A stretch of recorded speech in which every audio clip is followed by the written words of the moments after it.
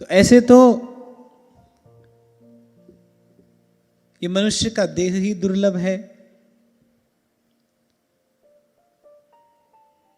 और भारत भूमि पर मनुष्य होकर जन्म लेने का सौभाग्य मिले तो दुर्लभतर है। और ये जन्म जीवन पाकर सद्धर्म का ज्ञान हो जाए, ये तो दुर्लभतम है। आप देख सकते हैं, मनुष्य का जन्म भी मिला,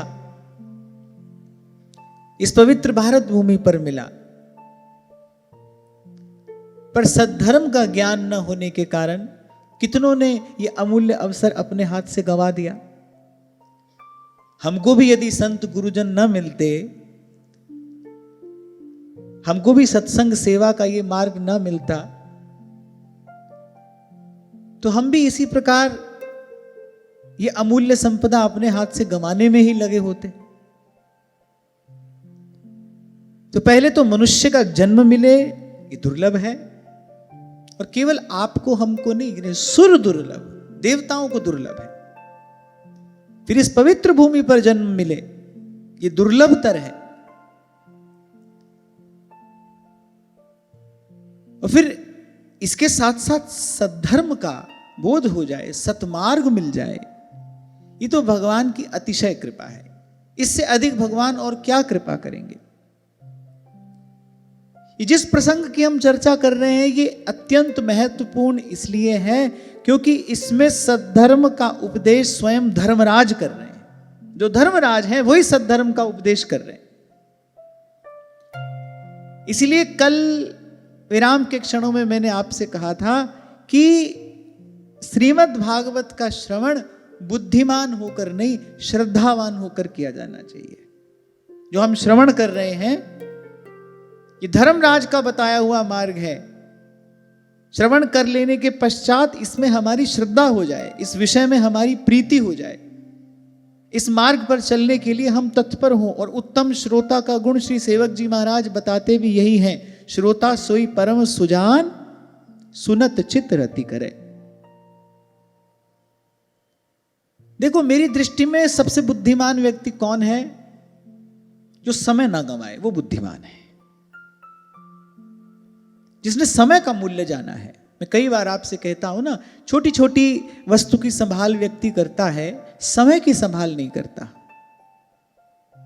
जबकि महापुरुष कहते हैं एक एक तव श्वास का 3 लोक नहीं दान। अरे धन की हानि हुई, धन फिर मिलेगा। कोई वस्तु हाथ से चली गई, कोई और वस्तु आ जाएगी। और ये आना जाना खोना पाना तो जीवन में लगा रहता है। कोई एक वस्तु ऐसी जो जाए और लौट कर ना आए, वो तो समय ही है ना। तो बुद्धिमान व्यक्ति वही है भाई जो समय की संभाल करे, समय व्यर्थ न जाने दे। सेवक जी महाराज जी ने कहा ना, सुजान, कि श्रोता सोई परम सुजान, सुनत चित्त रति करे। अब आप आए, कहां कहां से चल के आप आते हैं सत्संग श्रवण करने के लिए। आप आए, आपने यहां पर अपना समय दिया, अमूल्य समय दिया जिसका कोई मोल नहीं है, मूल्य नहीं है। लेकिन आप यहां से कुछ ग्रहण करके ही न जाएं। जो विषय आपने श्रवण किया उसमें आपकी श्रद्धा ही नहीं हुई, उसमें आपकी प्रीति ही नहीं हुई, आपने समय गंवाया, तो ये कहां की बुद्धिमानी हुई। तो इसलिए श्रद्धा संपन्न होकर आइए। इसीलिए कभी आपको मैंने कहा था, जब अपने स्थान से चलते हो बार बार प्रभु का धन्यवाद करते हुए चलो। प्रभु आपकी कृपा से मेरे जीवन में ये समय आया है, आपकी कृपा से मुझे सत्संग के ये अमूल्य क्षण प्राप्त हो रहे हैं। अनादिकाल से भटकता हुआ ये मनमुखी जीव कभी भी अगर प्रभु के सन्मुख हुआ है तो भाई सत्संग की ही कृपा से तो हुआ है, सत्संग के ही प्रसाद से तो हुआ है। पहले भी सत्संग है, पीछे भी सत्संग है। भगवान तक पहुंचने के लिए भी सत्संग है, और भगवान मिल जाए उसके बाद भी सबने सत्संग ही मांगा है, सत्संग में बने रहें।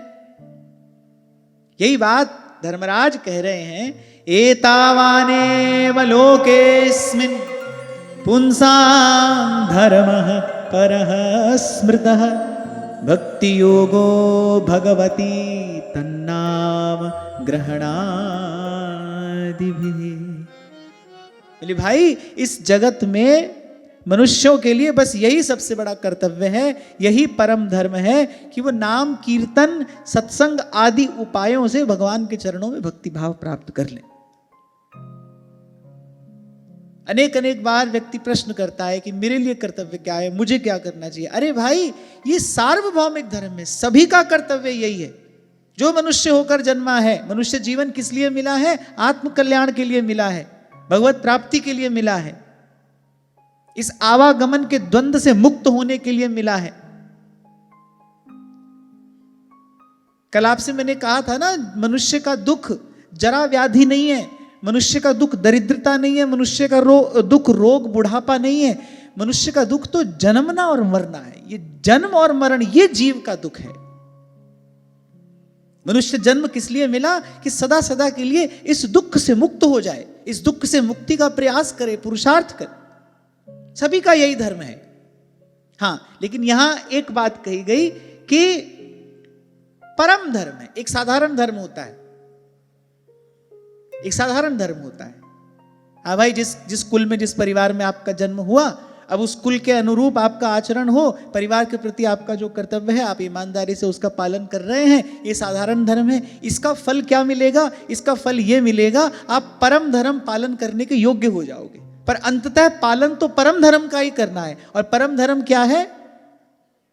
माया को संग त्याग, हरिजू की शरण लाग, जगत सुख मान मिथ्या, झूठो सब साज है, राम सिमर राम सिमर। इसलिए गोस्वामी जी कहते हैं धर्म ते बिरति। आप साधारण धर्म का ठीक से पालन करोगे, बुद्धि शुद्ध हो जाएगी, बुद्धि में विवेक का प्रकाश होगा, परम धर्म को पालन करने की योग्यता, वो सामर्थ्य आपको प्राप्त होगी। इसलिए गत सत्र में आपको स्मरण हो, मैंने आपसे कहा था, जो जहां है वो वहीं से चलना आरंभ करे। आपको लगता है कि नहीं भाई, सब छोड़कर चल सकते हैं इस मार्ग पर, फिर पीछे मुड़कर नहीं देखना पड़ेगा, तो चलो। लेकिन अभी लगता है कि द्वंद्व है, अभी कुछ किंतु परंतु बचा है, तो भाई जहां हो वहीं पर रहो, अपने कर्तव्य का पालन करो, प्रभु की ओर दृष्टि रखो। एक सूत्र मैंने आपको निवेदन किया था, सदा अपने मन में यही भाव रखिए, जो भी कर रहा हूं प्रभु की दी हुई सामर्थ्य से, प्रभु के नाते, प्रभु की प्रसन्नता के लिए कर रहा हूं। इसके बदले में कुछ नहीं चाहिए, इसके बदले में बस मेरे प्रभु प्रसन्न हो। जी ही विधि प्रभु प्रसन्न मन होई, करुणा सागर कीजिए सोई। विपदा तो कब आती है? जब भगवान से दृष्टि हटती है। कल कह रहा था ना मैं आपसे, जैसे ही अर्जुन की दृष्टि उस समुद्र के समान उस दुस्तर सेना पर पड़ी, तो बेचारे घबरा गए, अनेक अनेक प्रकार के विचार मन में आए, शरीर कंपित हो गया। जब तक भगवान पर दृष्टि थी एकदम निर्भय थे, निश्चिंत थे। अरे उन्होंने स्वयं चयन किया था श्री कृष्ण का, बिल्कुल निर्भय निश्चिंत थे। जैसे ही वहां दृष्टि पड़ी, घबरा गए। फिर भगवान ने कहा, अब मेरी तरफ देख, मन मना मुझ में मन लगा, मद भक्ता मद्याजी माम नमस्कुरु। भगवान ने कहा मुझे ही देख, मुझे ही सुन, मेरी ही बात मान। जैसे ही भगवान ने यह कहा, फिर से सज्ज हो गए युद्ध करने के लिए।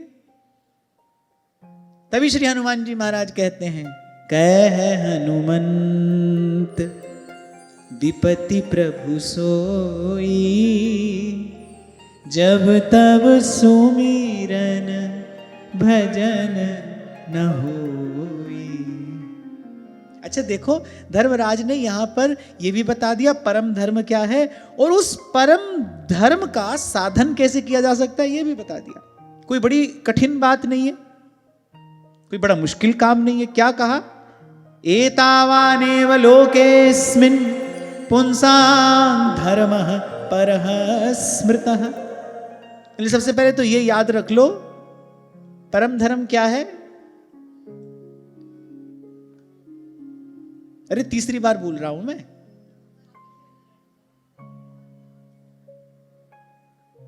भाई इस जन्म मरण के दुख से मुक्त होना है, और इस दुख से, इस संस्कृति से, इस त्रिताप से मुक्त होने का एक ही उपाय है, श्री कृष्ण के चरणारविंद की भक्ति। उसका साधन क्या है? बोले नाम कीर्तन आदि उपायों से भगवान के चरणों में भक्ति भाव प्राप्त कर ले, यही परम धर्म है। साधन भी बता दिया, कोई कठिन साधन नहीं है। नाम स्मरण, प्रभु के गुणों का कीर्तन। आप थोड़ा देखोगे निकट जाकर तो बात कौन सी आ रही है?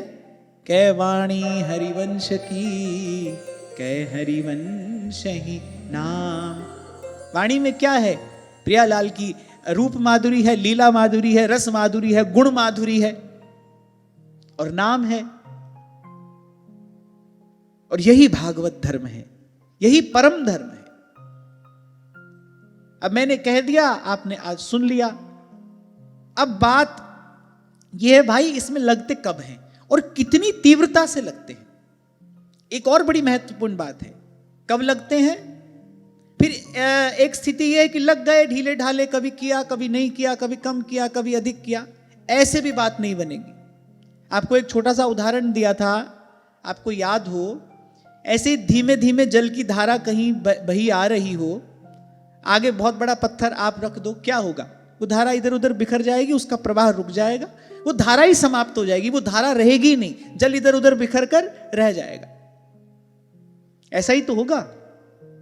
और एक है बड़ी तीव्र वेगवती धारा आ रही है, मार्ग में एक चट्टान खड़ी हुई, उसको परवाह नहीं है, उसने यहां वहां से अपना मार्ग बनाया और वो अपने गंतव्य पर आगे बढ़ गई।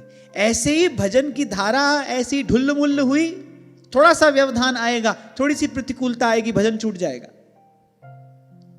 तो दो बात है, एक तो इस मार्ग पर चलते कब हैं और फिर किस गति से चलते हैं। श्रीमद् भागवत जी में स्पष्ट कहा गया, तीव्रेण भक्ति योगेन यजेत पुरुषम परम।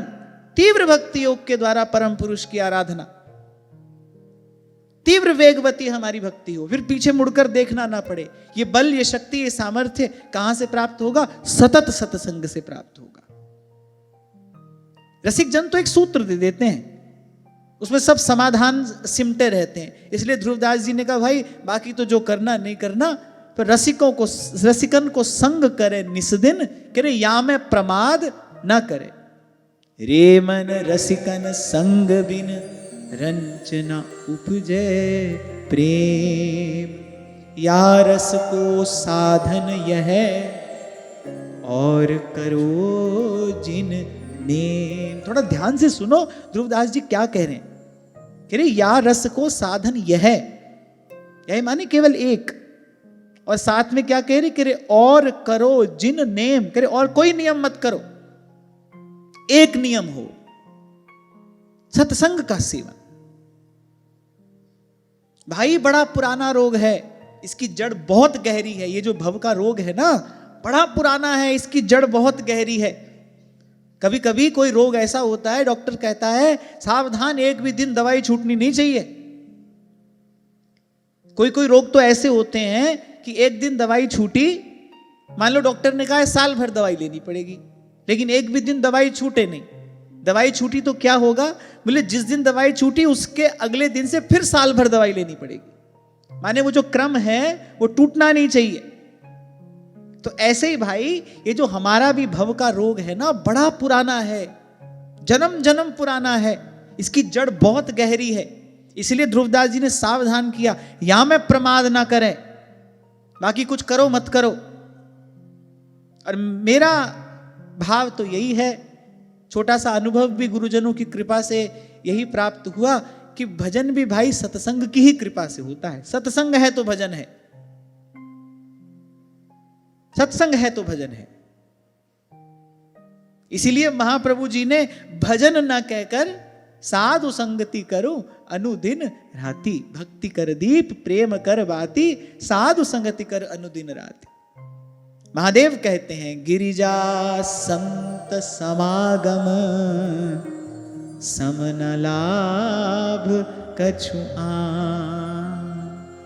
आप देखिए श्री भगवान अपने श्रीमुख से कह रहे हैं, बड़े भाग पाएब सत्संगा,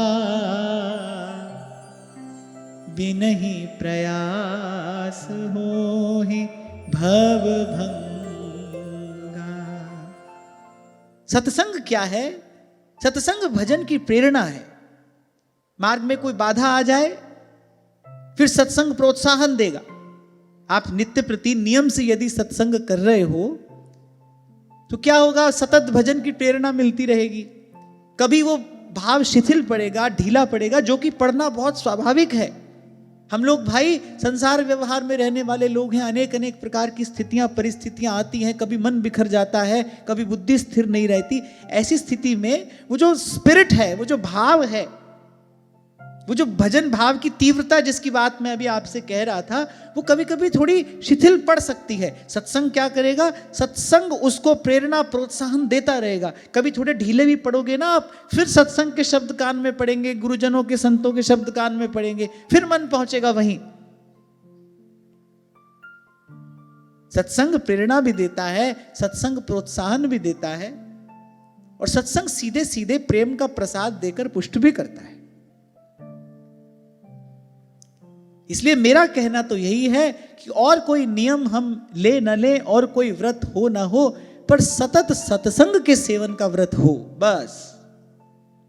यहां से सब समाधान प्राप्त होता है, सब। और धर्मराज ने जिस परम धर्म की बात की, वो तो यही है कि भाई भगवान के चरणों की भक्ति जीव प्राप्त कर ले। उसका साधन क्या बताया? उसका साधन बताया नाम कीर्तन आदि से। अब आप सत्संग में आते हो, नाम का श्रवण भी होता है, कीर्तन भी होता है, भगवान के गुण का श्रवण भी होता है, कीर्तन होता है, भगवान की लीला कथा का भी श्रवण होता है, कीर्तन होता है। आप देखो जो उपाय धर्मराज बता रहे हैं सत्संग में, वो सब सहज में ही हो जाता है, हो भी जाता है, और उसी में बने रहने की, उसी में रमे रहने की प्रेरणा भी प्राप्त होती है। तो एक बात ये निश्चित हो गई, कोई किसी भी मत संप्रदाय का हो भाई, मनुष्य है तो उसका यही धर्म है कि इन उपायों से, श्रवण कीर्तन आदि का आधार लेकर भगवान के चरणों की भक्ति प्राप्त कर ले। आगे कहते हैं,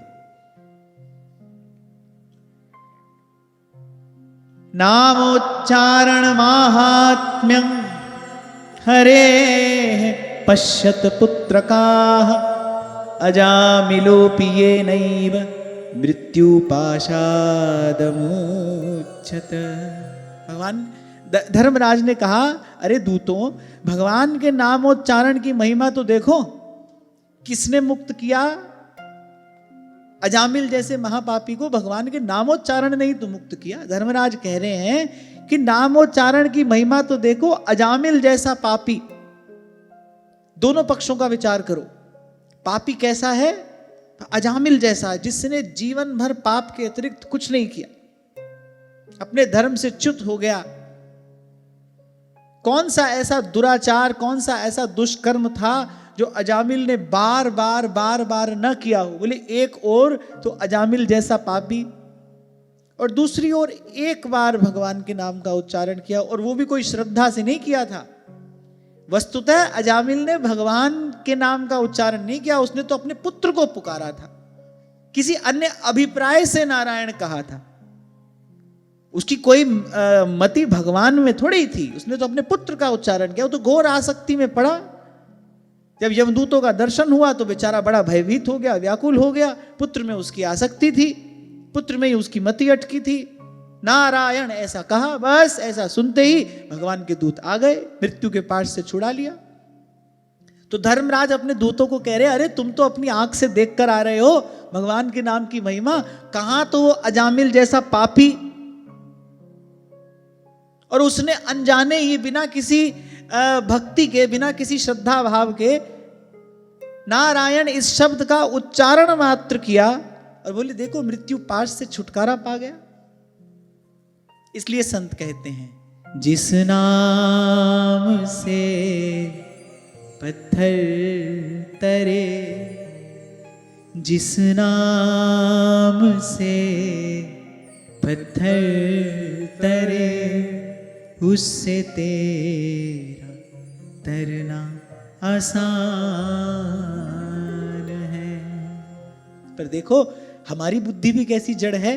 भगवान नाम की ऐसी महिमा, ऐसा अमित प्रभाव, बार बार श्रवण कर लेने के बाद भी हमारी नाम में रुचि नहीं होती। किस लिए भजन कर रहे हैं? किस लिए कर रहे हैं? हवाई करना है। अभी भजन इसलिए कर रहे हैं क्योंकि भाई गुरुजनों की आज्ञा है, इतना सत्संग में श्रवण करते हैं, भजन करना है, भजन करेंगे तो कुछ हमारा मन शुद्ध होगा। अभी अनेक अनेक कारण हैं। एक है नाम में रुचि हो जाना, कोई कारण नहीं है, बस नाम में प्रियता हो गई है, नाम प्यारा लगने लगा है, नाम मीठा लगने लगा है। जैसे गोस्वामी जी कहते हैं, अब मोहे राम लागते मीठे। अभी नाम में प्रियता नहीं हुई, अभी नाम में रुचि नहीं हुई। निष्ठा तो रुचि के बाद होती है, पहले तो रुचि होनी चाहिए। अभी तो अनेक अनेक कारण हैं भजन करने के। गुरुजनों से बहुत सुना है भाई, नहीं भजन करेंगे फिर दुर्गति होगी, दुर्दशा होगी, फिर संसार में गिरना पड़ेगा। ये सब बात तो ठीक है, पर एक है नाम में प्रीति हो जाना, एक है नाम में रति हो जाना। ध्यान रखना, जब तक कोई कारण होता है तब तक प्रेम नहीं होता, और प्रेम का कोई कारण नहीं होता, वो बिना कारण होता है। नाम में प्रीति हो, नाम में रति हो। जब श्री सेवक जी महाराज कहते हैं ना कि जो हरिनाम जगत शिरोमणि, पहले हरिनाम की महिमा को प्रणाम करते हैं। बोले भाई इसमें तो कोई संशय नहीं है, हरिनाम से क्या नहीं हो सकता। कृष्ण केसरी को नाम एक बार लीने, ध्रुव पापी त्यों लोकन के चिन्ह माही तरही। जो हरिनाम जगत शिरोमणि, करे वंश बिना कबहू नहीं लई हूं। ये क्या है? ये हरिवंश नाम में उनकी प्रीति है, ये हरिवंश नाम में उनकी रति है। नाम में प्रीति हो तब नाम का आस्वादन प्राप्त होता है। जैसे भोली सखी कहती है, रोम रोम रग रग जब बोले, तब कछु स्वाद नाम को आवे। रोम रोम रग रग जब बोले, तब कछु स्वाद नाम को आवे। तो अपने जीवन के इस अभाव की ओर थोड़ा हम ध्यान दें। कितनी भगवान के नाम की महिमा सुन रहे हैं, कैसा अतुलित उसका प्रभाव है। अरे प्रभु को दे देने वाला नाम है। अच्छा, सबसे बड़ी बात है कितना सुगम है, कितना सरल मार्ग है। इससे सरल और क्या होगा कि तोते की तरह रटते रहो। सेवक जी महाराज कह रहे, नाम रटत आई सब सुही, तोते की तरह रटते रहो। प्रथम नाम हरिवंश हित रट रसना दिन रैन। केवल रटना ही तो है, इससे सरल बताओ और क्या होगा।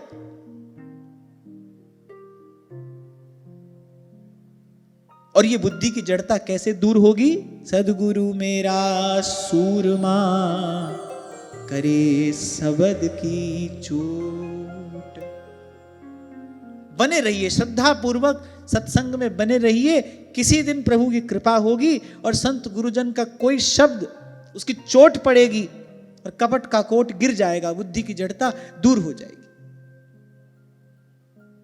एतावतालमघ निर्हरणाय पुंसां, संकीर्तनं भगवतो गुणकर्म नाम्ना।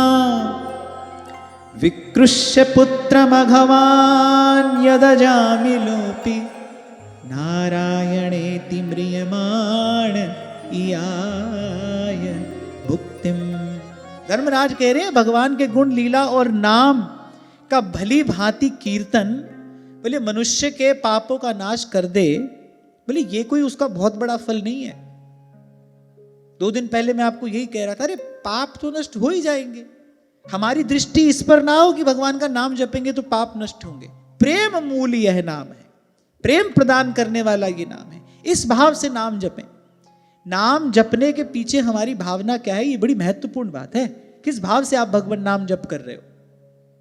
भगवान नाम तो सदा सिद्ध मंत्र है, स्वतः सिद्ध मंत्र है, और सबके लिए उजागर है, सबके लिए प्रकट है। दीक्षा की महिमा क्या है?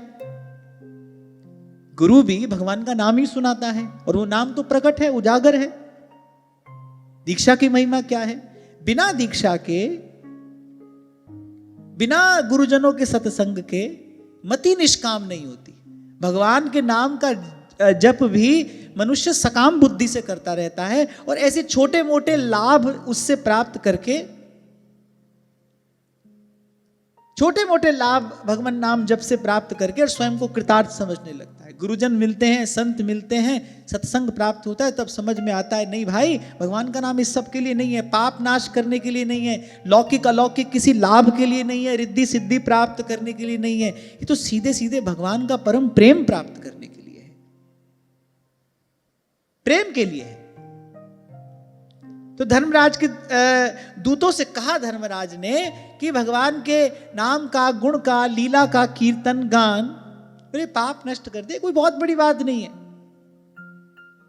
तो ऐसे ही भगवान नाम के जप से पाप नष्ट हो जाए, ये भी कोई कहने की बात है? इसका तो विचार ही नहीं करना चाहिए, इसका विचार करने की तो आवश्यकता ही नहीं है। हाँ, लेकिन एक बात सावधान होकर सुनने की आवश्यकता है कि नाम की ओट में पाप ना हो, नाम की महिमा का दुरुपयोग न करने लगे हम, कि भाई नाम जपने से तो अनेक अनेक जन्मों के पाप नष्ट हो जाते हैं, 2-4 पाप और कर लेंगे, 2-4 माला और कर लेंगे। ऐसी मति कदापि ना हो जाए। अगर ऐसा हुआ तो नामापराधी हो जाएगा। इसका परिणाम क्या होगा? भगवान से सदा के लिए विमुख हो जाओ।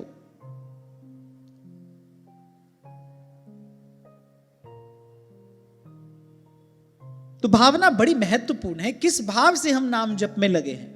तो इस पर हमारी दृष्टि ना हो कि हमारे पाप नष्ट हो जाएंगे, पुण्य प्राप्त होगा, ये मिलेगा, वो मिलेगा। भगवान नाम का जब भगवत प्रेम प्राप्त करने के लिए हो।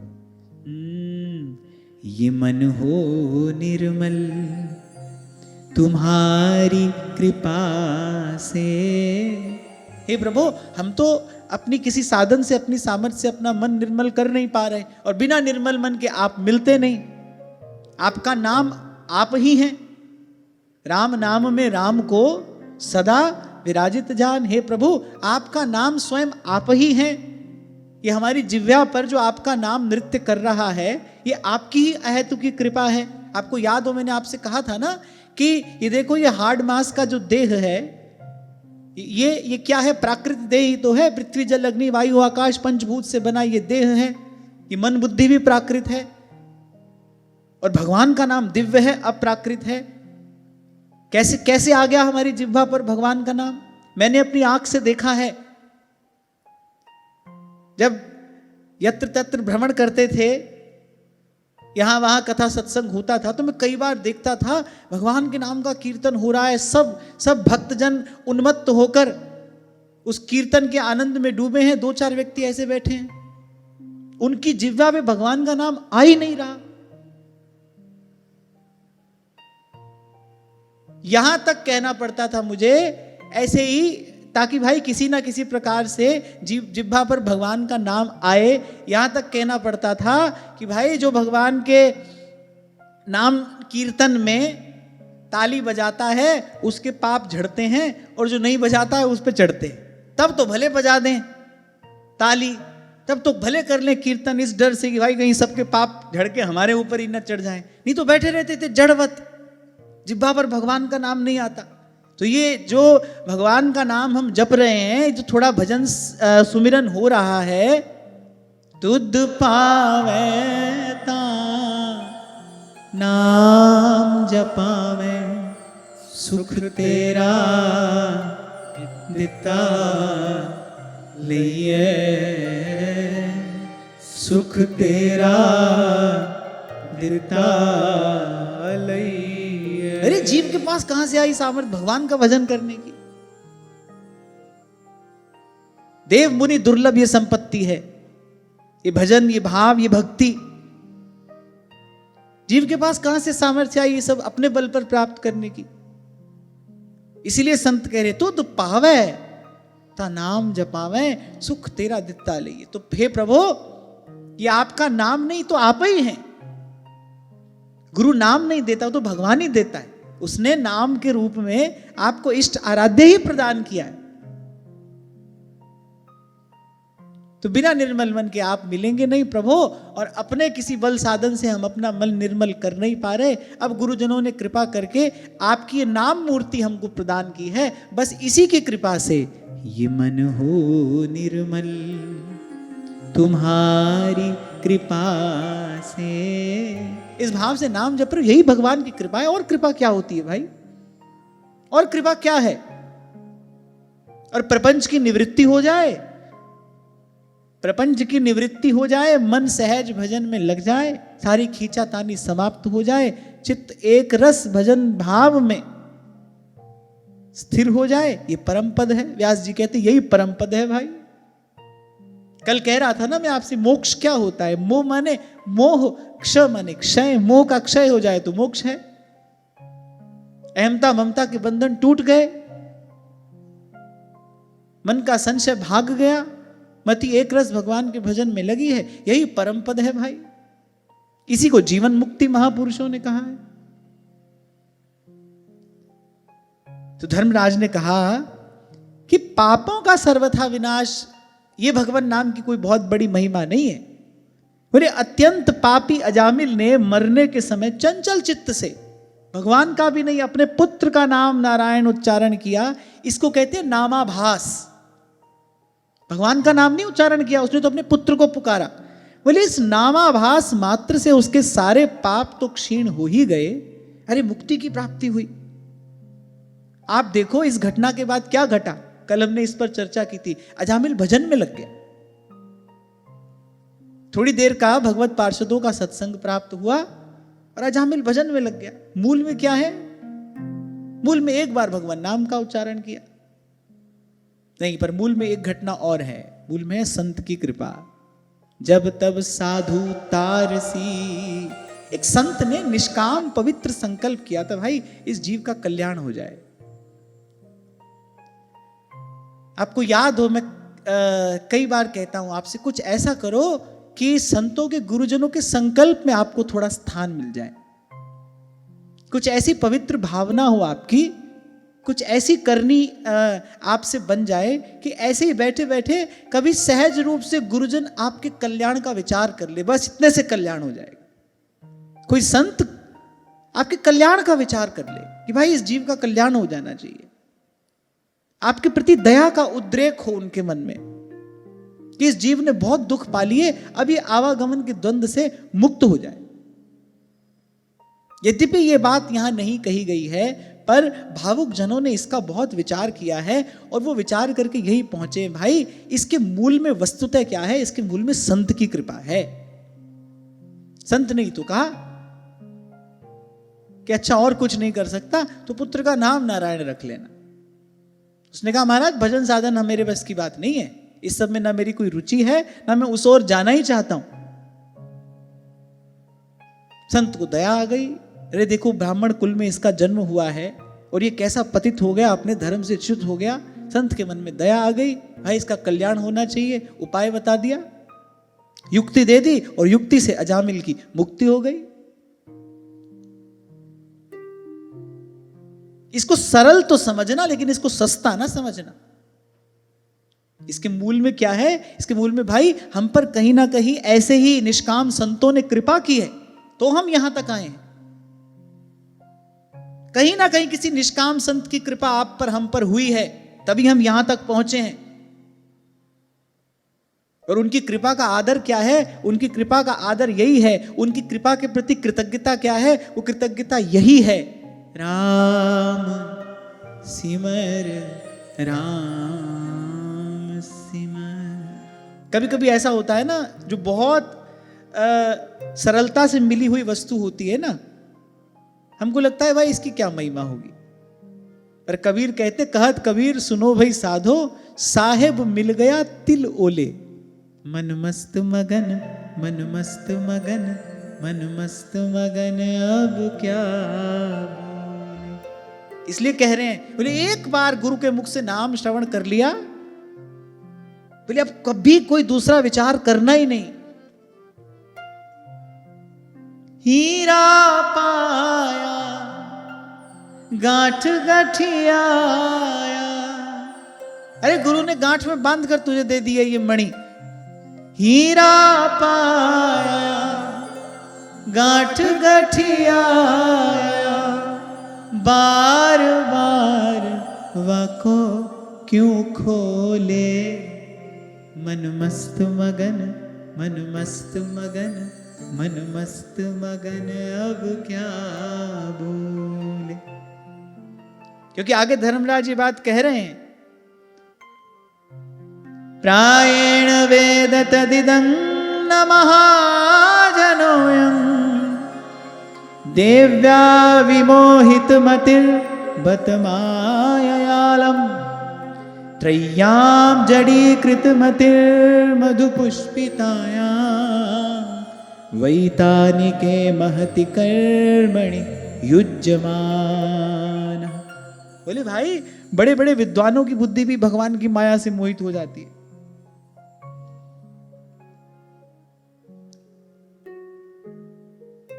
कर्मों के बड़े मीठे मीठे फलों का वर्णन किया गया है ना वेद शास्त्र आदि में, ये करो ये मिलेगा, ये करो ये मिलेगा। फंस जाती है बुद्धि उसमें, करने लगता है जीव सकाम कर्म।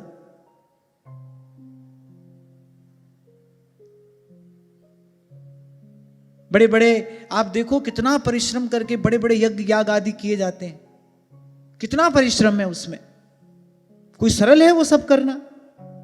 श्रीमद् भागवत के आरंभ में ही शौनक आदि ऋषियों ने सूत जी से यही तो कहा था। बोले अरे इतना समय हो गया यज्ञ का धुआं खाते खाते, बोले हमारा तन हमारा मन सब धूमिल हो गया है। जैसे ही भगवान की कथा सुनानी आरंभ की तो उन्होंने कहा सूत जी आप हजारों बरस जियो, आपने ऐसा अमृत हमको पिलाया है, हमारे तन मन प्राण शीतल हो गए हैं, हमको पहली बार ऐसे आनंद का अनुभव हुआ है। और फिर महाराज वाणी में कह रहे हैं, पढ़े रे सगले वेद नहीं चूके मन खेद, इक खिन ना धीरई मेरे घर के पंचा। तो बहुत बुद्धिमान बनोगे तो यही होगा, 4 किताब ज्यादा पढ़ोगे, 4 किताब ज्यादा पढ़ोगे 20 बात ज्यादा समझ में आएगी, मन बिखरेगा, मन बिखरेगा। इसलिए कबीर ने कहा पोथी पढ़ पढ़ जग मुआ, मेरे पर पंडित भयाना। कोई बोले पोथी तो बहुतों ने पढ़ी, पंडित माने सयाना। बोली पोथी तो बहुतों ने पढ़ी, वो तो कह रहे जग मुआ, बोले संसार मर गया पढ़ पढ़ के, पर पंडित भयानक होए। इसलिए कबीर तो स्पष्ट कहते हैं, रे कबीरा पढ़ना दूर कर, मत पढ़िए सब। व्यास जी तो अपनी वाणी में कहते, बोले ये सब जी का जंजाल है भाई। जब वृंदावन आए सब पोथी जमुना जी में बहाई, अरे चैन मिला व्यास जी को, ऐसे लगा सिर से कितना बोझ उतर गया। अरे बोले सब जी का जंजाल है, बोले पढ़त जान है जी को, व्यास जी कह रहे हैं।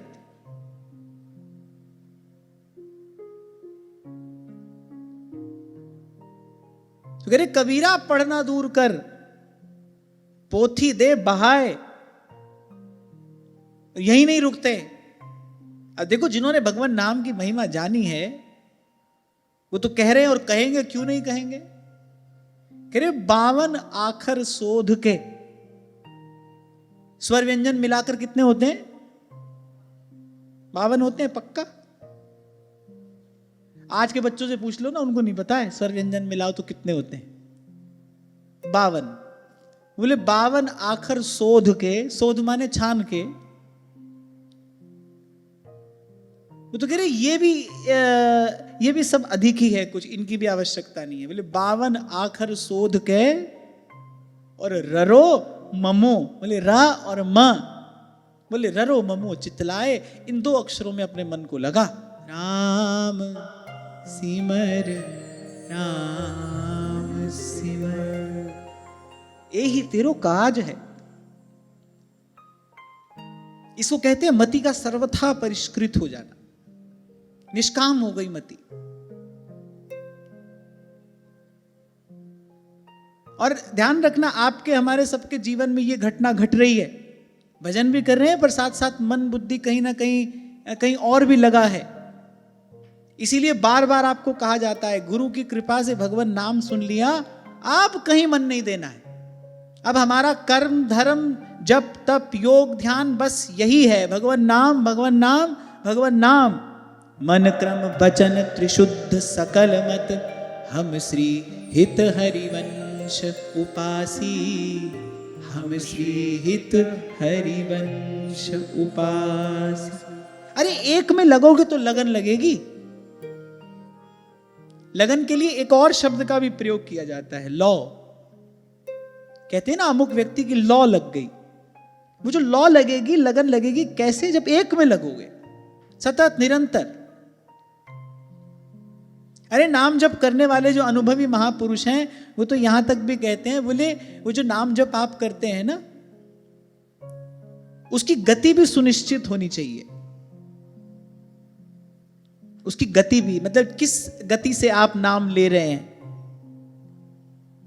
अच्छा, कुछ लोग तो हमने ऐसे भी देखे, अभी भी आसपास हैं, उनको ये हड़बड़ी रहती भाई ज्यादा से ज्यादा नाम जप हो जाए, शिवन शिवन शिवन शिवन शिवन, बोले कि ज्यादा से ज्यादा नाम जप हो जाए। ज्यादा कम की बात नहीं है भाई। सेवक जी महाराज कह रहे प्रीति सहित यह नाम कहाई, संतत सकल सुन उचित लाई, श्री हरिवंश प्रताप जस। ठीक है, नाम की महिमा तो है, तुलसी मेरे राम को रीझ बजो या खीज, ये तो है। अरे पर एक एक नाम स्मरण का आनंद लेना है ना हमको। हमको तो नाम रस मूर्ति है, हमको तो नाम का रसास्वादन प्राप्त करना है। क्या हड़बड़ है, क्या दौड़ लगी है? मैं तो कहता हूं कोई ऐसा नियम बांधने की जरूरत नहीं भाई, इतने हजार इतने लाख नाम जप करना है। नियम ये हो कि नाम जपना है, अधिक से अधिक नाम जपना है। जैसे गिनती के चक्कर में पड़ोगे, मन का एक हिस्सा गिनती में लग जाएगा, पूरे मन से कभी नाम जप हो ही नहीं पाएगा। आप इसको अनुभव करके देख लो, तो मनोविज्ञान है। जैसे ही आपने निश्चित किया ना भाई इतनी इतनी संख्या में नाम जप करेंगे, अब मन का एक हिस्सा संख्या में लगा। तभी मुझसे जब किसी ने एक बार पूछा था ना कि कहते हैं माला जपते जपते सुमेरु का लंघन नहीं करना चाहिए। अच्छा, हम तो अपने हाथ में जो सुमिरनी रखते हैं ना, उसमें सुमेरु रखाते ही नहीं। बोले सुमेरु का लंघन नहीं करना चाहिए। हाँ भाई, मंत्र जप आदि में ये विधियां शास्त्र में कही गई हैं, पर ये सब किस लिए है? जब सकाम भाव से आप कोई जप या अनुष्ठान करते हैं, तब आपको इस विधि निषेध का पालन करना चाहिए। ऐसे ही सहज में नाम की मस्ती लेनी है, तुलसी मेरे राम को रीझ भजो या खींच। बाकी किसी को इससे सुविधा होती हो, किसी को लगता हो कि भाई हम नियम से जपते हैं तो इससे हमको सुविधा है, इससे हमारा नियम पालन हो जाता है, तो वो खूब आनंद से अपने नियम का पालन करे। ये बात मैंने अपने भाव से आपको कही है। मुझे ऐसा लगता है कि ये सब निश्चित किया जाए तो फिर मन का एक हिस्सा उसमें लगता है, पूरा पूरा मन नाम में नहीं लगता। एक तार इसमें लगा रहता है, भाई इतना हो गया इतना हो गया इतना हो गया। अपन प्रयास करके गुरुजनों की कृपा से ये नियम ये व्रत लें भाई, सतत नाम जप करेंगे। हाँ, बाकी किसी को संख्या आदि सहायक हो तो वो खूब आनंद से करे, उसके लिए बहुत बहुत शुभकामनाएं। जैसे बहुत लोग ये भी प्रश्न करते हैं कि माला से जपे कि बिना माला से जपे। इसके लिए कोई एक नियम नहीं है भाई। आपको जप में माला सहायक है तो माला से जपो, बिना माला से आपको जपना है तो आप बिना माला से जपो। मैंने कहा ना, मूल बात क्या है? मूल बात है सतत नाम स्मरण में लगना। जिस भी साधन से, जिस भी विधि से आप वहां तक, इस स्थिति तक पहुंच सकते हैं, पहुंचिए। देर मत करो, बस हरि पद भज। महाप्रभु कहते हैं ना विलंब कर, देर मत करो। इस किंतु परंतु में समय ना निकल जाए। आज से अभी से लगिए। माला से कर सकते हो माला से करो, बिना माला से कर सकते हो बिना माला से करो। संख्या नियत करके आपको लगता है कि भाई हमारा जप अच्छा होता है, उससे करो। बड़ी बात है सतत नाम स्मरण में लगना है। गुरुजनों की कृपा से ये भगवान नाम रूपी ये चिंतामणि आपको हमको प्राप्त हुआ है। बस इसके बाद अन्यत्र मन बुद्धि न जाए। यही बात धर्मराज कह रहे हैं। नहीं तो बड़े बड़े विद्वानों की बुद्धि जो है भगवान की माया से मोहित हो जाती है, अन्य अन्य साधनों में उनकी महत्व बुद्धि हो जाती है, तभी तो उसमें लगते हैं। बड़े बड़े यज्ञ याग आदि लोग करते हैं, कुछ फल प्राप्ति की इच्छा कामना है तभी तो उसमें लगते हैं, इतना परिश्रम करते हैं, वरना सीधा सुगम मार्ग तो यही है। हमको गुरुजनों ने दे दिया, आप तो सूधो चले आपने धर्म। राम ही राम रटे रे मेरो मन, राम ही राम रटे। ये जो भाई साहब ना, राम ही राम, राम ही राम, जैसे भी महाराज श्री ने कहा बीच में गांठ ना पड़ जाए। और ये जो अभी आपसे मैंने कहा एक अनुभवी महात्मा की बताई हुई ये बात है। बोले प्रयास ये करना चाहिए कि वो जो नाम आप जपते हैं उसमें एक रिदम होना चाहिए, रिदम, एक लय हो उसमें, वो लय से ही आपकी लौ लगेगी। और ये वस्तुतः बड़ा सहायक सूत्र है ये मैं अपने अनुभव के बाद आपसे कह रहा हूं, ये बड़ा सहायक सूत्र है, फिर लौ लगती है उसमें।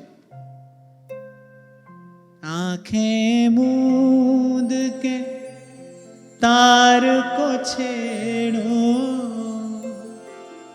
आंखें मूंद के तार को छेड़ो। ये सब नाम जापक संतों के अनुभव हैं। आप देखना जब एक सितार बजाने वाला सितार बजाना आरंभ करता है ना, तो कैसे आंख मूंद के वो कितने प्रेम से पहला स्वर छेड़ता है। इसलिए मैंने कहा कि जल्दबाजी करने की आवश्यकता नहीं है। संख्या का नियम यदि बांध लोगे तो फिर कभी कभी तीव्रता हो जाती है कि भाई इतना इतना जप, इतनी संख्या हमको पूरी करनी है, उसमें भाव का अभाव हो जाता है। और भगवान को हमारी संख्या से कुछ लेना देना नहीं है। 1000, 10,000, 1 लाख, 10 लाख, ये तो हमारी बुद्धि है ना। और वैसे भी सीमित से असीम का अनुभव नहीं होता, सीमित से असीम का अनुभव नहीं होता। हम कितना भी कर ले पर उसकी सीमा तो है। एक और बात भी मैं इसमें देखता हूं, मैं बड़ी विनम्रता पूर्वक कह रहा हूं, जब कोई व्यक्ति इस प्रकार करने लगता है ना, तो कहीं ना कहीं उसके मन में यह भी आता है कि देखो भाई मैंने इतना जप कर लिया। ये तो मानव मन है ना। कहीं ना कहीं मान लो किसी ने 1 लाख जप का नियम लिया है, तो कहीं ना कहीं उसको लगेगा मैंने इतना जप कर लिया, मैंने इतने लाख नाम जप कर लिया, मैंने इतने करोड़ नाम जप कर लिया। इसमें एक शायर की बात मुझे याद आती है। वो कहता है कि अरे मैंने तो ये कह के तोड़ दी तस्बीह, क्यों गिन के नाम लूं उसका जो बेहिसाब देता है। भगवान के साथ हिसाब किताब करने की आवश्यकता क्या है। प्रीति सहित यह नाम कहाई, सेवक जी महाराज कह रहे हैं, रट रसना दिन रैन, प्रीति सहित यह नाम कहाई। इसलिए यह पंक्ति गाई मैंने। आप कभी देखना एक सितार वाला जब सितार बजाता है, जब वो पहला सुर लगाता है, नेत्र मूंद कर कितने प्रेम से वो सितार का तार छेड़ता है। ऐसे चैन से कहीं जाकर बैठो, नेत्र मूंद कर, आंखें मूंद के तार को छेड़ो,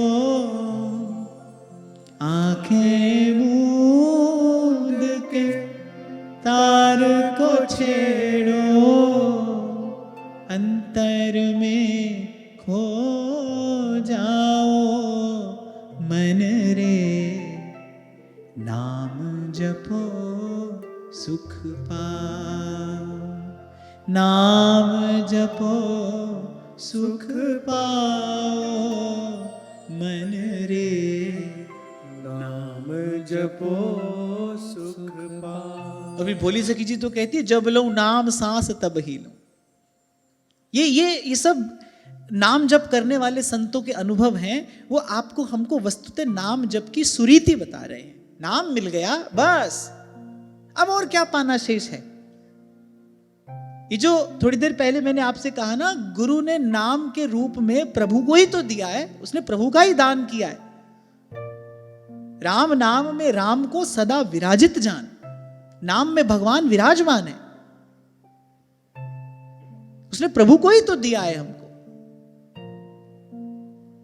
इसलिए कभी भूल के भी नाम में साधन बुद्धि ना हो।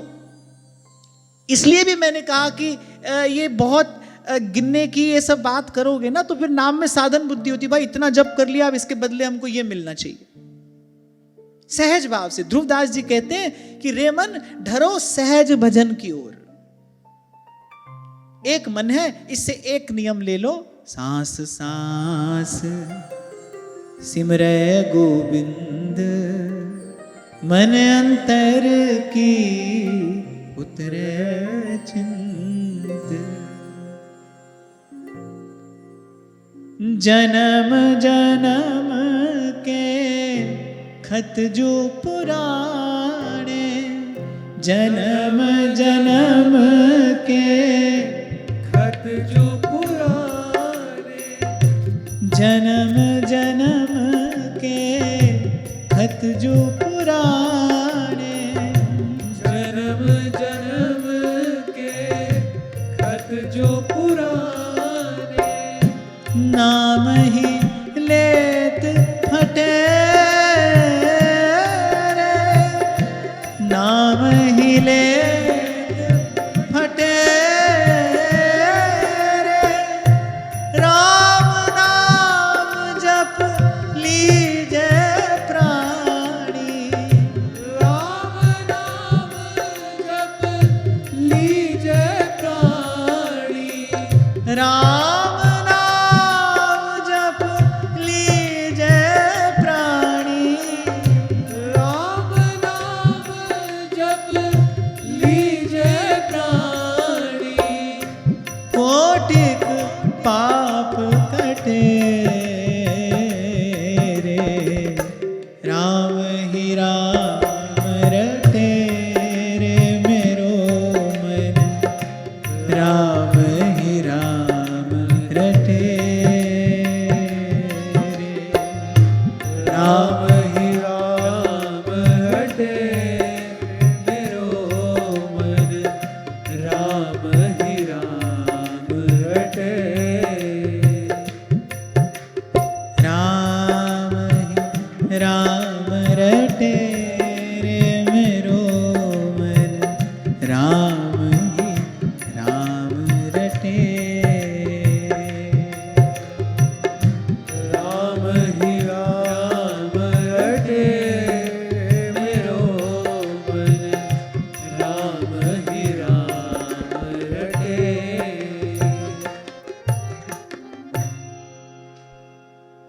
और वैसे भी भाई मन जितना सिमटा हो उतना ही सुखी है, उतना ही शांत है। साधन के विषय में भी अनेक अनेक साधनों का विचार करने की आवश्यकता नहीं है। स्वयं धर्मराज कह रहे हैं कि ये सब भगवान की माया है, जीव को मोहित करने वाली है। कुछ दिन पहले भी मैं आपसे कह रहा था, ये करो ये मिल जाएगा, ये करो ये मिल जाएगा। अगर ये सब बात सत्य है तो फिर इस बात का अर्थ क्या है, हुई ही जो राम रचि राखा, को कर तर्क बढ़ा वही साखा। फिर संतों की वाणी क्या मिथ्या है? सूरदास होनी सो होगी, मूर्ख सोच करे। ये करो ये मिलेगा, ये करो ये मिलेगा, इससे ये पाओगे, इससे ये पाओगे, ये सब क्या है? ये भगवान की माया है। और जो अपने आप को समझते हैं ना बहुत बुद्धिमान, बहुत विद्वान, बोले उन्हीं को ये मोहित करती है। आजा बेटा, उन्हीं को घुमाती है।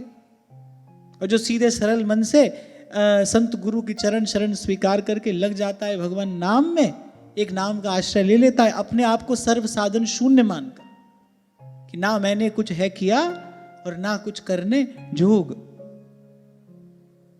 मुंह पे भया न होएगा साहेब करता मोर। जो अपने आप को सर्व साधन शून्य मानकर केवल भगवान नाम का आश्रय ले लेता है, पार हो जाता है। इसी का विचार करके कबीर ने कहा है, कबीरा तू हारा भला, अरे जीतन दे संसार। कोई कह रहा है पढ़ लिख कर वहां पहुंच जाऊंगा, सब धर्मशास्त्र पढ़कर सबसे ऊंचे पद पर बैठूंगा, ये यज्ञ याग आदि करके ये सब पुण्य प्राप्त करूंगा, ये सब संपदा प्राप्त करूंगा। कबीर कह रहे सबको करने दे, तू अपने आप को सर्व साधन शून्य ही मान। मुंह से भया न होएगा साहेब करता मोर। कबीरा तू हारा भला, अरे जीतन दे संसार, क्योंकि हारे को तो हरि मिले और जीता जम के द्वार। साधन तो वही होना भाई जो दुख की सदा सदा के लिए निवृत्ति करा दे। और कल की चर्चा से एक बड़ी महत्वपूर्ण बात हमारे हाथ आई, दुख अर्थात जन्म और मरण ये जीव का दुख है। दरिद्रता दुख नहीं है, रोग दुख नहीं है, व्याधि दुख नहीं है, जन्म मरण दुख है। उत्तम वैद्य जो होता है ना, वो रोग का मूल खोजता है, रोग आया कहां से है। वो केवल लक्षण नहीं देखता, रोग का कारण ढूंढता है। ये लक्षण आ रहे हैं, ये लक्षण जो प्रकट हो रहे हैं, इसका कारण कहां है, रोग की जड़ कहां है। तो ऐसी दरिद्रता, बुढ़ापा, रोग, चिंता, भय, ये तो लक्षण है। इसका कारण कहां है? बोले जन्म मरण इसका कारण है, संस्कृति इसका कारण है। साधन तो वो जो रोग को जड़ से नष्ट करे, वही परम औषधि है। और ऐसी औषधि भगवान नाम है। इसीलिए श्री सेवक जी महाराज ने अलभ्य लाभ में ये बात कही, श्री व्यास नंदन नाम जो प्रतीति सो न रट्टे। ये तो कहा भाई, बोले क्या हुआ? कोई स्वर्ग से वापस आ गया, कोई थोड़ा और ऊपर जाकर वापस आ गया, कोई और ऊपर जाकर वापस आ गया। स्वयं धर्मराज ने ये बात अपने दूतों से कही। बोले मैं ब्रह्मा, लोकपाल, दिक्पाल, बोले सब भगवान की माया के अधीन है। भगवान की माया जब चाहे हमको जैसा चाहे वैसा न चाले। मुक्त तो भगवान का भक्त है, प्रभु का दास है। तेरे सेवक को पौ किछ नाही, जम न आवे नेरे। इसलिए अपने आप को सर्व साधन शून्य मानकर मान लो हृदय से कि ना मैंने कुछ है किया, ना कुछ करने योग। ये जो मैं नाम जब भी कर रहा हूं ना प्रभु, नाम के रूप में गुरु ने आपको प्रदान किया है। और ये मेरी जिह्वा पर जो आपका नाम नृत्य कर रहा है, मेरी सांस में जो ये आपका नाम रम रहा है, ये प्रभु आपकी मुझ पर विशुद्ध कृपा है। मैं तो कहीं नहीं हूं बीच में। आप करने वाले हो तो सब समय क्यों नहीं कर लेते? आप भजन करने वाले अगर हो, इतनी भजन की महिमा सुन रहे हो, सब समय क्यों नहीं कर लेते भजन? कौन रोक रहा है करने से? कौन हाथ पकड़ता है? खूब करते रहो संसार का काम, मन लगाए रहो भगवान के नाम में, कोई रोकने वाला नहीं है। यदि जीव अब कहता है कि मैं भजन करता हूं, क्यों नहीं कर लेता सब समय भजन? अरे कबीर कहते हैं सुमिरन से सुख होता है, सुमिरन से दुख जाए। कहे कबीर सुमिरन किए साईं माई समाए। सुमिरन से सुख भी होता है, सुमिरन से दुख भी जाता है, सुमिरन से प्रभु की प्राप्ति भी होती है। सुमिरन सब कुछ देने वाला है। यदि जीव करता है तो फिर क्यों नहीं कर लेता? इसमें कोई भी कष्ट नहीं है, कोई भी परेशानी नहीं है। नहीं भाई, तुद पावे ता नाम जपावे, सुख तेरा दिता लइए, सुख तेरा दिता लइए। इसलिए श्री स्वामी जी महाराज ने कहा है, काहू की बसनाई तुमरी कृपा ते सब होए बिहारी बिहारी। रविदास जी कह रहे, एक किशोरी कृपा ते जो कछु होए सो होए। तो धर्मराज ने कहा कि देखो बड़ी बड़ी बातें जानते हैं, सीधी सरल बात नहीं जान पाते। और कह रहे हैं, बोले बड़े बड़े बुद्धिमान, बड़े बड़े विद्वान, बड़े बड़े प्रतिभाशाली, बोले भगवान की माया मोहित कर लेती है उनको। कैसे? बोली जो मीठी मीठी बातें शास्त्रों में लिखी है ना, स्वयं धर्मराज ये बात कह रहे हैं। और आज के सत्र के आरंभ में मैंने कहा, ये जो सब कहा गया है, ये सब स्वयं धर्मराज के द्वारा दिया गया निर्णय है।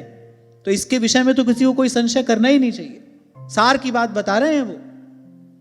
तो कह रहे जो शास्त्र आदि में मीठी मीठी बातें लिखी है ना, ये करो ये मिलेगा, ये करो ये मिलेगा, बोले सब क्या है? बोले सब माया का मोहन मंत्र है।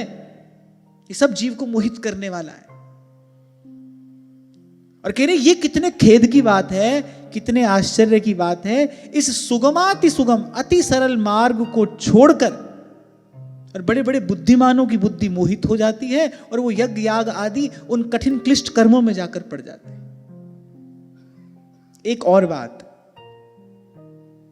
क्योंकि जीव अपूर्ण है, उसकी सामर्थ्य भी अपूर्ण है, उसकी क्षमता भी अपूर्ण है, उसकी प्रतिभा भी अपूर्ण है।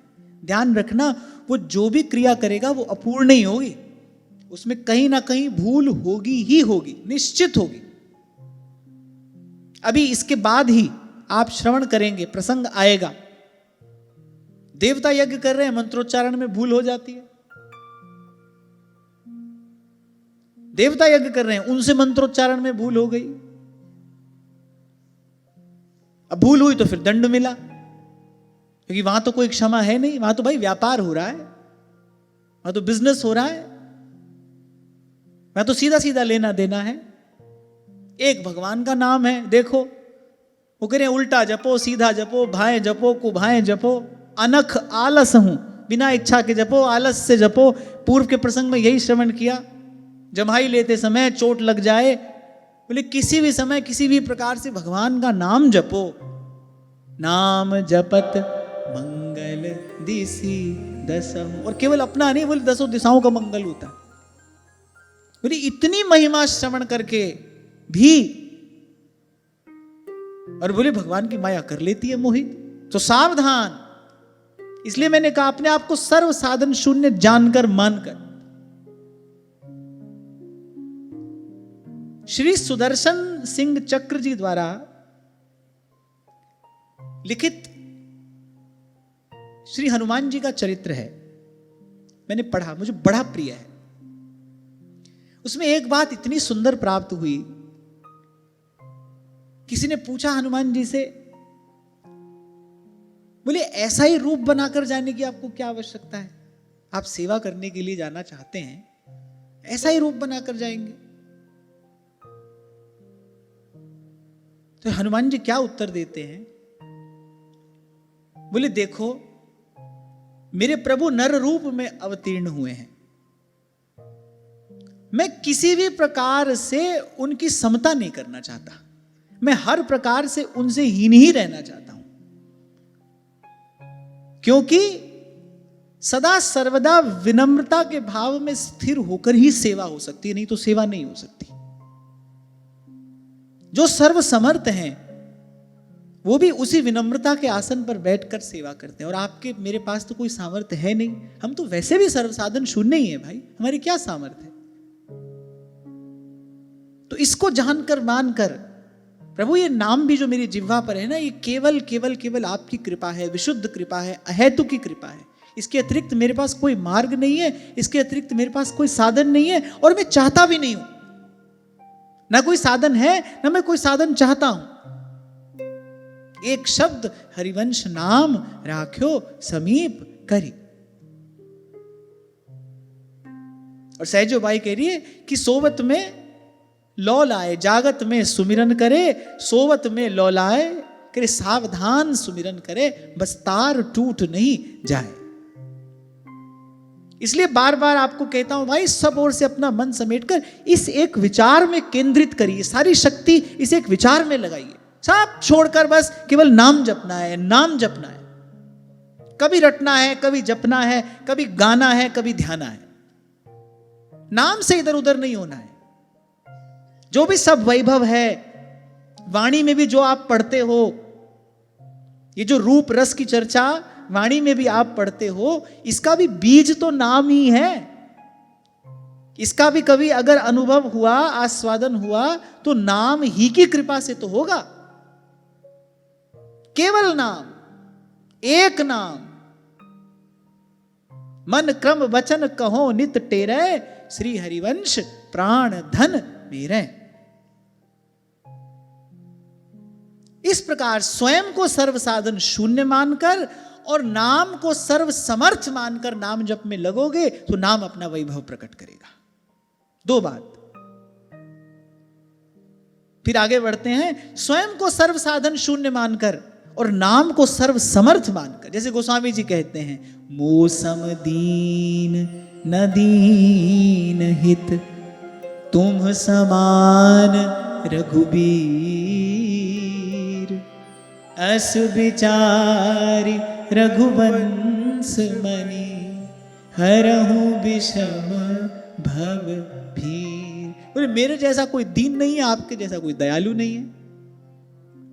दीनानाथ अनाथ का भला भया संजो।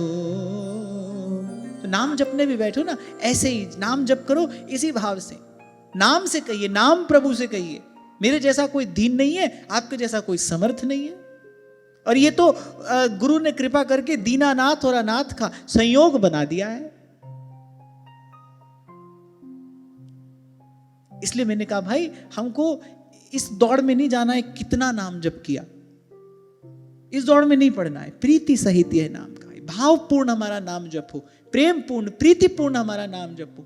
ध्यान रखना संख्या से हम भगवान को कोई लेना देना नहीं है, कोई भी नहीं, अपितु ये भाव साधन में विक्षेप है। मैं बहुत विचार कर कह रहा हूं,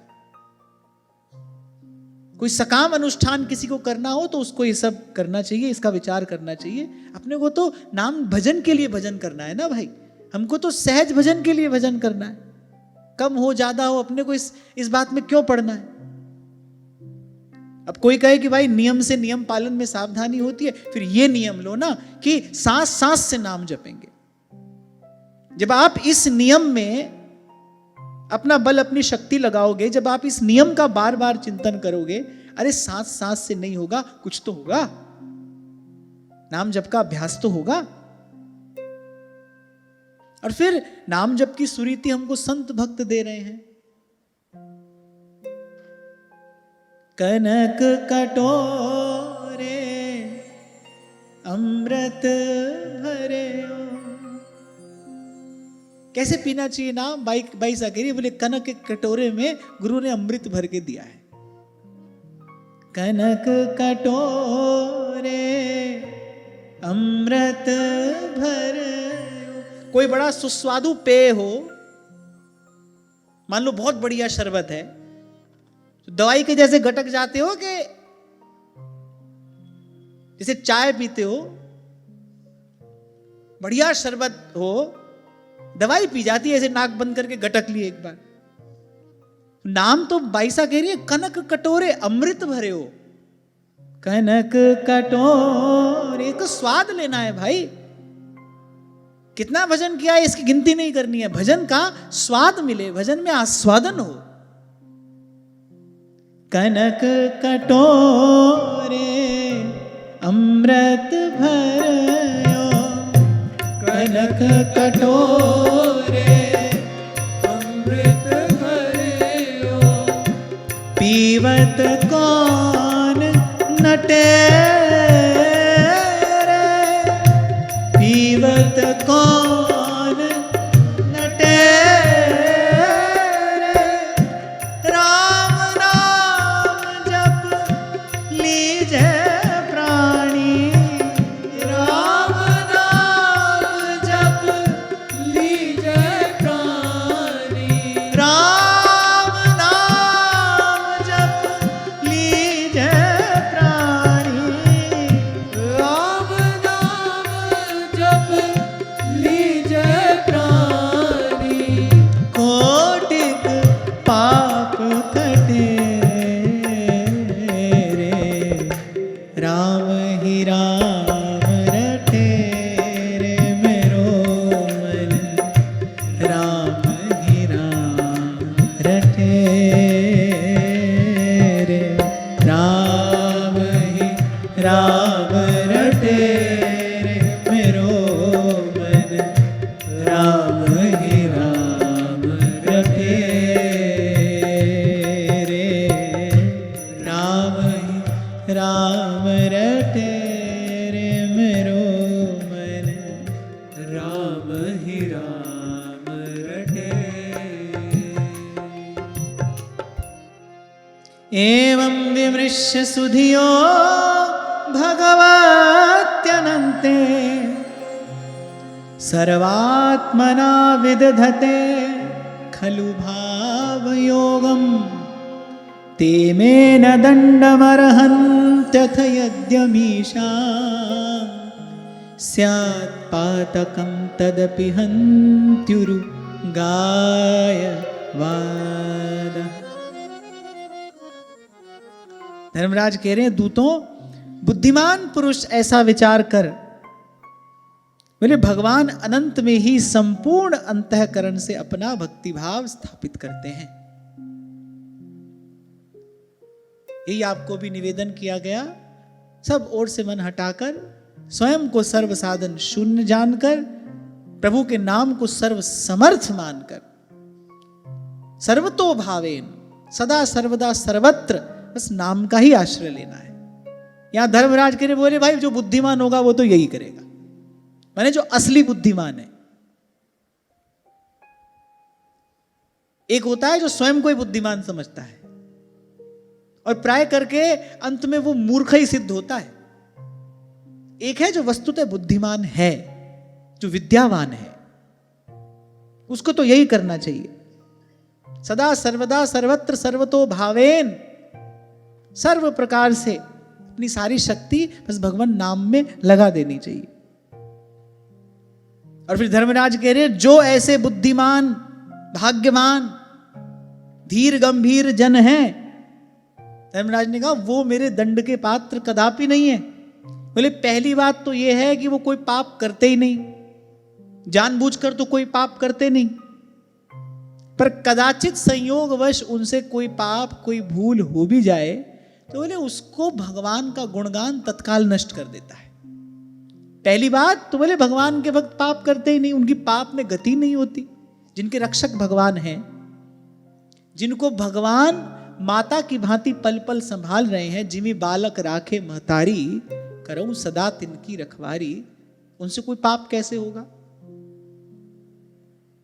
अरे पहले तो उनसे कोई पाप होता नहीं, करते नहीं, पर अनजाने में कोई भूल कोई त्रुटि उनसे हो भी जाए तो भगवान का गुणगान तत्काल नष्ट कर देता है। उसके लिए उनको किसी अन्य प्रायश्चित्त की आवश्यकता नहीं होती।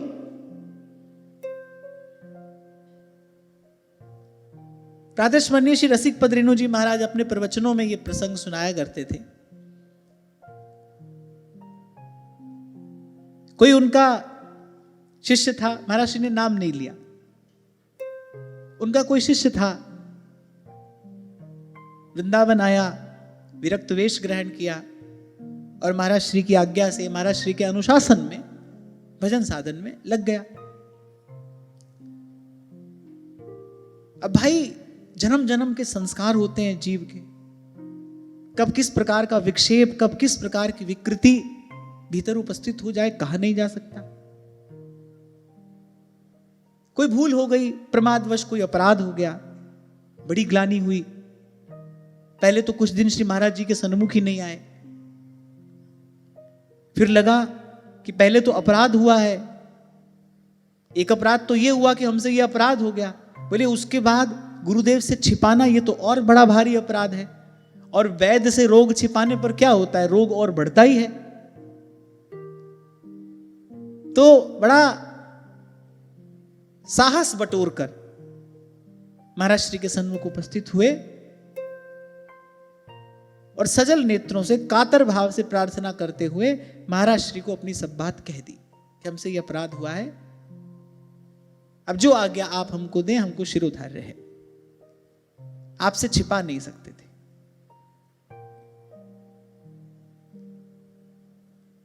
अब महाराज श्री को तो सब संतों ने परम भागवत कहा है,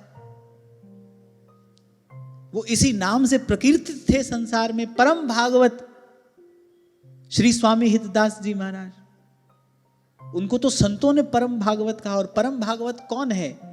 कौन है परम भागवत? भाई जिसकी मनसा वाचा कर्मणा भगवान के नाम रूप लीला धाम में निष्ठा है, वो उसके अतिरिक्त ना किसी साधन को जानता है और ना मानता है, इसके लिए भगवान ही सदा सर्वकाल में सर्वस्व है। तो श्री स्वामी जी महाराज ने बात सुनी, बस केवल इतना कहा कि जाओ श्री यमुना जी का स्नान करो और इतनी देर तक बैठकर यमुना जी पर नाम जप करो और प्रयास करना कि भविष्य में ऐसी भूल ना हो। और बड़े सहज मन से उसको फिर से भजन में लगा दिया, क्योंकि वो जानते हैं इस भागवत धर्म के मर्मज्ञ हैं। बोले पहले तो उनसे कोई भूल होती नहीं, और अगर कभी पूर्व के संस्कार से या किसी कारण से भूल हो भी जाए तो बोले भगवान का गुणगान उसको तत्काल नष्ट कर देता है। पर मैं फिर एक बात कहूंगा भाई, कि ये सब बात श्रवण करके नाम की महिमा का कभी दुरुपयोग करने का विचार भूल से भी मन में मत लाना, कि नाम की ऐसी अमोघ महिमा है, नाम जप की, भगवान के गुण कीर्तन की ऐसी महिमा है, तो भाई कोई बात नहीं, 2-4 बाप और कर लेते हैं, थोड़ा और नाम जप कर लेंगे, ऐसी भूल कदापि ना हो। ऐसा हुआ तो सदा सदा के लिए भजन भाव से विमुख हो जाओगे, सदा सदा के लिए भजन भाव से दूर हो जाओगे।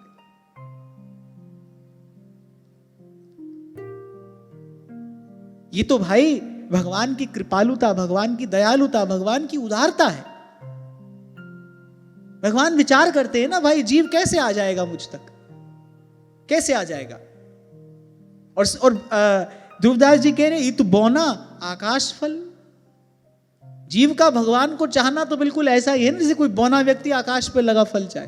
अच्छा, बौना किस लिए कह रहे हैं? माने साधारण सामर्थ्य भी नहीं है, उससे भी कम ही है। इत बोना आकाश फल चाहत है मन माही, ताको एक कृपा बिना और जतन कछु नाहि। तो भाई एक ही रास्ता है, आकाश स्वयं कृपा करके फल गिरा दे तो मिल जाए। तो अकारण करुणा वरुणालय जो भगवान है वो भी देखते हैं भाई जीव कैसे आ जाएगा हम तक, कि कितने भी साधन कर ले, जन्म जन्म करता रहे। अरे जन्म जन्म के साधन से तो भगवान का नाम तक जिह्वा पर नहीं आता। जन्म जन्म मुनि जतन कराही, अंतरा कहियावत नाही। जन्म जन्म, तो भगवान ने कहा भाई अपने साधन अपने बल से तो हम तक आ नहीं सकता, हमको ही जाना पड़ेगा इसके पास। तो भगवान ही आए जीव तक। किस रूप में आए? नाम के रूप में आए। गुरु ने भगवान का नाम दिया है, अरे भगवान को ही प्रदान किया है। इसलिए भगवान नाम की महिमा जानने वाले संत कहते हैं, घट में नाम मूर्ति धरिए और पूजा अंतर्मुख हो करिए, आंखें मूंद के सुनिए सितार, राम राम सुमधुर झनकार।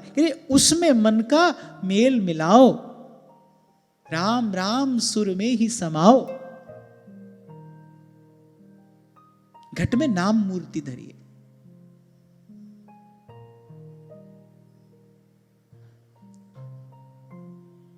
तो आज की वार्ता यहीं श्री जी के चरणों में निवेदन करते हैं। महाराज श्री के चरणों में प्रणाम। आप सबके हृदयस्थ हित प्रभु को, भाव प्रभु को नमन।